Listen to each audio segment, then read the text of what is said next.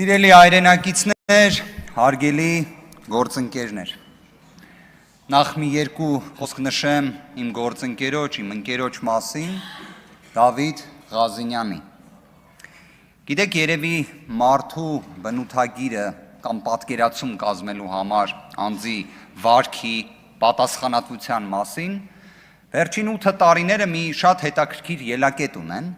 դա քրեական գործերն են։ Պատկերացրեք Դավիթ Ղազինյան 2026 թվականի հունիսի 5-ից լույս 6-ը տեղեկանում է հակակոռուպցիոն կոմիտեի հայտնի YouTube-յան էջից, ինչպես 100 հազարավոր հայրենակիցներ, որ ակնհայտ է, որ իր վերաբերյալ կա քրեական գործ։ Քրեական գործի հիմքը իհարկե հարգարժան մեր գործընկերների, տվյալ դեպքում միգուցե հակակոռուպցիոն կոմիտեի գործընկերների կանանց խոսակցություններ, որոնք ուղղակի այնտեղ հիշատակում են Դավիթ Ղազինյանին։ Եվ դա բավարար էր, որ քրեական վարույթ հարուցվի, դա բավարար էր, որ հաղորդագրություն տարածվի այնպիսի շեշտադրումներով, իբր տեղի է ունեցել դարի բացահայտումը։ Բայց ինչի համար եմ նշում հունիսի 5-ից լույս 6։ Պատկերացրեք, դրան հաջորդում է ընտրությունը, դրան հաջորդում է վերահաշվարկը, անցնում են օրեր, կենտրոնական ընտրական հանձնաժողովը հայտարարում է, որ ներկայացվել է միջնորդություն Դավիթ Ղազինյանին անձեռմխելիությունից զրկելու եւ կալանքի միջնորդություն ներկայացնելու համաձայնություն ստանալու համար։ Ինչ է անում այդ ընթացքում Դավիթ Ղազինյանը։ Բազմաթիվ հարցազրույցներ է տալիս, պատմում է նշված ձայնագրության մասին, Հայաստանի Հանրապետության սահմանից 1 սանտիմետր չի հեռվանում, որևէ մեկի հետ չի հաղորդակցվում, այդպես սպասում է մինչև հունիսի 18-ը, որ կալանավորվի։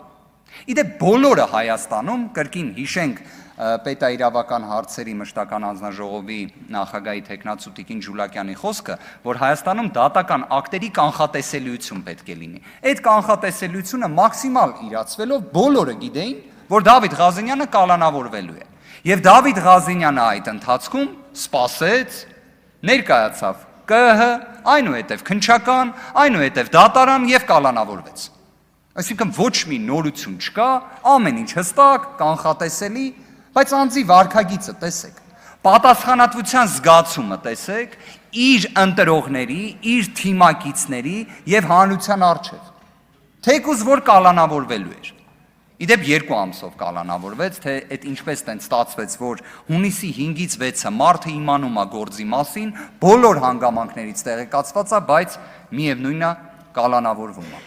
Այսինքն ոչ պատշաճ վարքագծի ռիսկ են տենում։ Սա է Հայաստանում դատաիրավական համակարգի տարբեր երանգներից մեկը։ Դավիթ Ղազինյանը իր կենսագրության տեսանկյունից, որը ներկայացվեց, հարց ու պատասխանի ընթացքում ակնհայտ էր, որ որևէ մի բացասական հանգամանք չներկայացվեց։ Բացասական հանգամանքը ենթադրյալ ավտոմեքենայի համարանիշներ, իբրև Ռուսաստանի Դաշնության հետ առնչվող, այն էլ պարզվեց, որ եվրոինտեգրման ինտենսիվ սլացող պետհամարանիշներ էին։ Այսինքն պետհամարանիշը շատ մեծ ազդեցություն ունի, թե ի վերջո անձը հանձնաժողովի նախագահ ընտրվի, թե ոչ, այսինքն ոչ թե քննարկվում է, մարդը արդյոք կազմակերպչական, նիստը վարելու, գործընթացը կազմակերպելու ինչ հմտություններ ունի, թե ոչ, այլ քննարկվում էր պետ համարանիշները։ Ինչևէ, կարծում եմ ակնհայտ է, որ Դավիթ Ղազինյանը իր կողմից ստանձնած պատասխանատվությունը պատվով կիրականացնի։ Իդեպ քրեական վարույթի հետ կապված էլ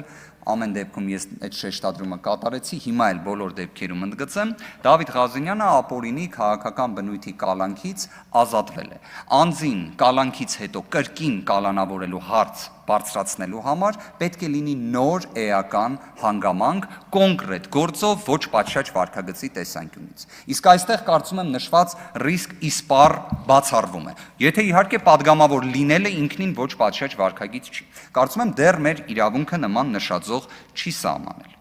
Բոլոր դեպքերում ուզում եմ նաև անդրադառնալ падգամավորի այն խոսքին, որը այդքան կառուցված էր հայտնի մի գրքի վերնագրի վրա, որը կարծում եմ, բայց շատ ոչ շահեկան էր, որ հենց իշխանության ներկայացուցիչները խոսեն դրա մասին։ Ի վերջո, ես կարծում եմ, թքած ունենալու մասին պետք չի երբևէ խոսա որևէ մի վերջին 8 տարվա պատասխանատվությունը կրող իշխանության ներկայացուցիչ։ Դուք հաշվի առեք, մենք այս վերջին 8 տարիների ընթացքում մեր հայոց պատմության ամենածանր, ամենասև էջերը տեսել ենք։ Մենք հազարավոր զոհեր ենք տեսել։ Իդեպ, երբ նշված բառակապակցությունը օգտագործում եք, դուք գիտակցում եք, չէ՞, որ մարդիկ կարող են լինել, որոնք հիշեն օրինակ մեր զոհված հերոսների դիակները, մասունքները սառնարանում գետնին գցված։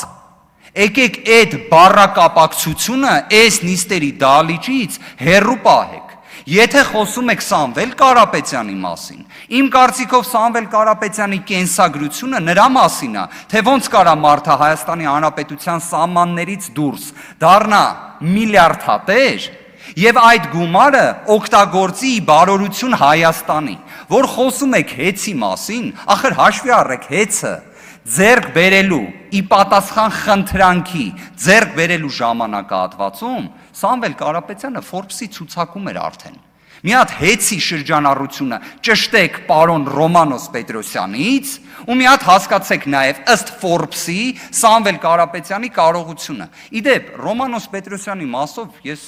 մի քիչ լավ չհասկացա խնդիրը ինչումն էր։ Հիմա Սամվել Կարապետյանի ֆինանսական միջոցներից վարձատրվում է, նորմալ գործընթաց է, էլի, հիշում եք, տենց մի թևավոր խոսք կար։ Հիմա ուզում եմ մի հատ թեմայից մի փոքր շեղվեմ։ Մի հատ եկեք հիշենք այս ընտրությունների հետ կապված բանավեճը, ԲՀԿ-ի հետ կապված։ Ես հիշում եմ շատ հետաքրքիր անալոգիա առաջարկվեց ֆուտբոլային խաղի պրոյեկցիայով։ Հիմա եկեք պատկերացնենք իրականությունը որն է։ Եկեք նույնիսկ անուններ էլ նշենք, հա։ Պատկերացրեք, խաղում են Ֆրանսիան ընդդեմ Արգենտինայի։ Մրցավարը դա ընտրական տեղամասի նախագահն է։ Արգենտինան խփում է իր ցանկալի բաղձալի գոլը։ Օֆսայդ չկա։ Բնավ չկա։ Ուղղակի գոլը խփելու պահին հակառակ կողմում դաշտի մի հատ երկրպագու է վազում մտնում դաշտ։ Հակառակ կողմը ասում է Ֆրանսիան։ Ասում է գիտեք այդ երկրպագուն խանգարել է դարպասապահին։ Ընտրական տեղամասի նախագահը, որը մրցավարն է, ասում է չէ, ոչ մի բան էլ չի խանգարել։ Ընտրատարածքային հանձնաժողովի նախագահը, որը վառ սիստեմն է, ֆուտբոլի երկրպագուները գիտեն, որ համակարգչով ստուգում են։ Հանձնաժողովի նախագահը ասում է խնդիր չկա, գոլը պատշաճ է, ամեն ինչ նորմալ է, բոլորին ասում են ստեսություն, ֆուտբոլիստները իրար հետ գրկախառնվում են, գնում են ամեն մեկը հյուրանոց օրինակ։ Բայց հետո ինչ է լինում։ Հետո FIFA-ն, որը կազմակերպիչն է այդ ֆուտբոլի խաղի, աշխարհի առաջնության վրա նայենք, էլի թարմա օրինակը։ Գալի ասում է, չէ, գիտեք, այդ գոլը պետքա չհաշվվի, որովհետև երկրպագուն իսկականից մտել էր դաշտ, բայց խաղից հետո է դա ասում։ Հետո բայց ինչ է պարզվում։ Պարզվում է FIFA-ի նախագահը, ով այդ հայտարարությունը անում է, ինքը Ֆրանսիայի ֆուտբոլի ֆեդերացիայի հիմնադիր անդամ է։ Դրանից հետո ուրիշ բան է պարզվում։ Պարզվում է երկրպագուն, որ մտել է դաշտ, դա կազմակերպել է էլի FIFA-ն։ Պատկերացրիք, այսինքն FIFA-ն, ֆեդերացիան, իրար հետ փոխկապակցվածություն, խաղը ավարտված վիճակում, ասում են չէ, իրականում խաղը ոչ թե ավարտվում է 0-0, այլ մի հատ էլ հակառակը 3-0, տենում եք թվաբանությունը ինչ հետարքիր է, չէ, տեխնիկական պարտության դեպքում հաշվարկվում է 3-0, ու 3-0-ն երեքն է ոնց որ մանդատ կարալ համարվի, էլ իմ ամեն դեպքում, ալեգորիայի մասին ենք, չէ խոսում, արդյունքում Ֆրանսիան համարվում է, որ հաղթել է, պատկերացրեցիք ընտրական տեղամաս, ընտրատարածքային հանձնաժողով, FIFA-ն, իդեպ Ջանի Ինֆանտինոն ներկայիս եւ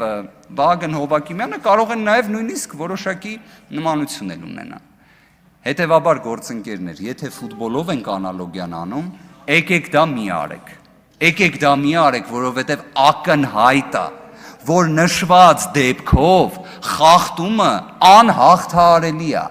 Այս դեպքը, այս դրվագը Ես ներողություն եմ խնդրում 20 վայրկյան ավել արձանագրեմ։ Այս դեպքը ցույց է տալիս, որ դուք այնքան եք խոսել ընտրախախտումների մասին, որ մի հատ համեմատեք 26 թվականի ընտրությունները